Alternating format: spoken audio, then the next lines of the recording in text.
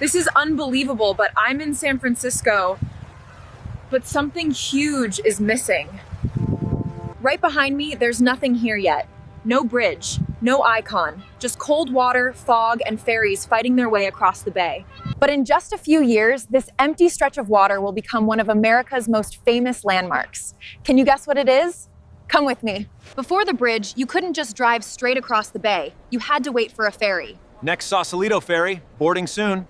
And look at this line. You take this route every day? Every day. If the ferry's late, I'm late for work. If it's full, I stand here and wait for the next one. For them, this isn't a scenic little boat ride. This is how they get to work, to trade, to family, to everyday life. Full boat. Next ferry! That right there is the whole problem in 2 words. Full boat. How long have you been waiting? Long enough to start hating that ferry horn. Cars are growing faster than the ferries can handle. And when an entire region depends on boats, one full trip can wreck your whole day. Imagine betting your schedule every single day on fog, tides, and an overloaded ferry. Running late? I already missed a sales meeting. My customer isn't waiting for the ferry with me. This is where they wanted to build a giant bridge. Right here, between fierce winds, deep water, heavy ship traffic. Do you really think they can build a bridge out here? Over this water? Those cables would have to hold up half a city.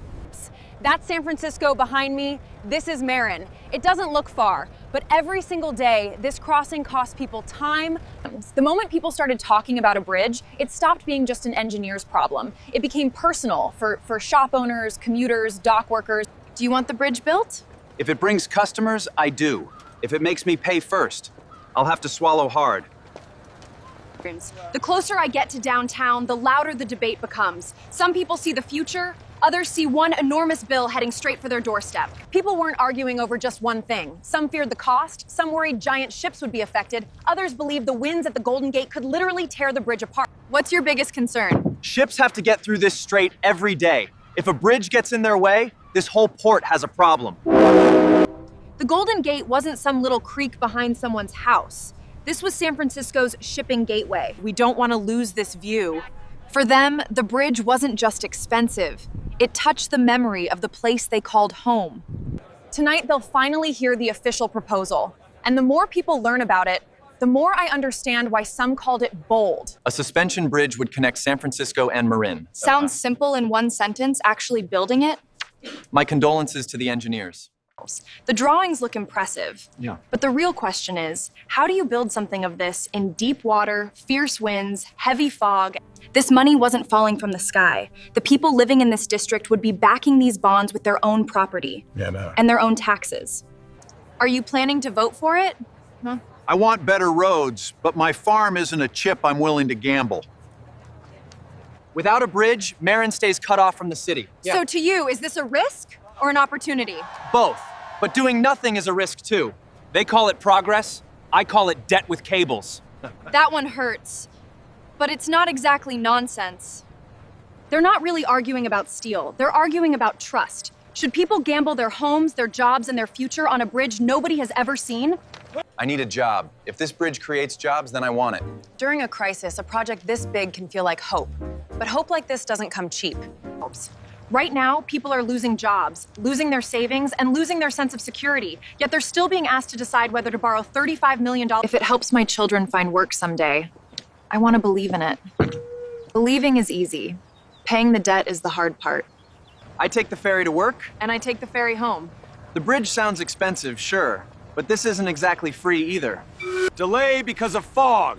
So what would you choose? Stay trapped in ferry delays like this? Or gamble on a bridge that doesn't exist yet? The hardest part is, there's nothing to look at yet. No towers, no cables, no famous orange color. Just a promise. Maybe someday. Do you really believe this can be built? If the design is right, the construction is right. And people are patient enough.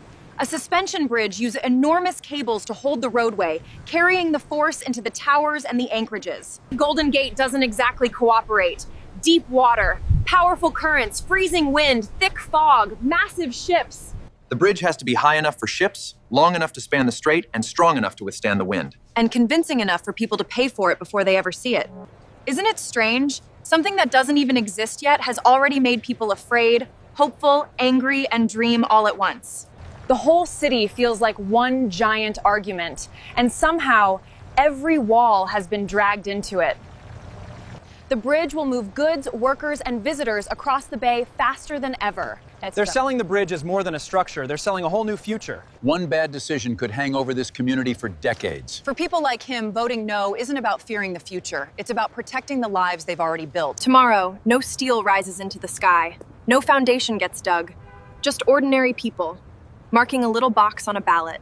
November 4th, 1930. Construction doesn't begin today, but this is the day the bridge truly begins, with the trust of an entire community. Look at this line.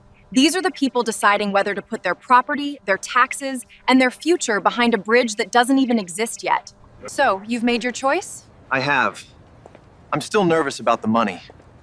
But I'm even more tired of waiting for the ferry. What did you decide? I voted yes.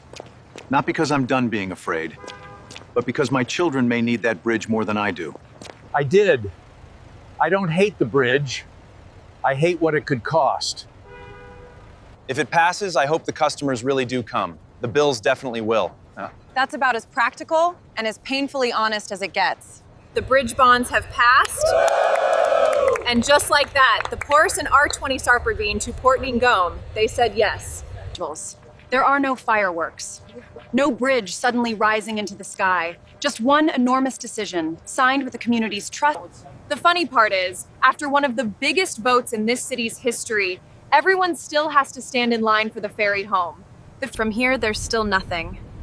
But after today, this place isn't really empty anymore. It carries a promise. Golden Gate Bridge didn't begin with its famous orange color. It began with overcrowded ferries, fierce arguments, trembling ballots. And in the next video, they'll actually have to build it.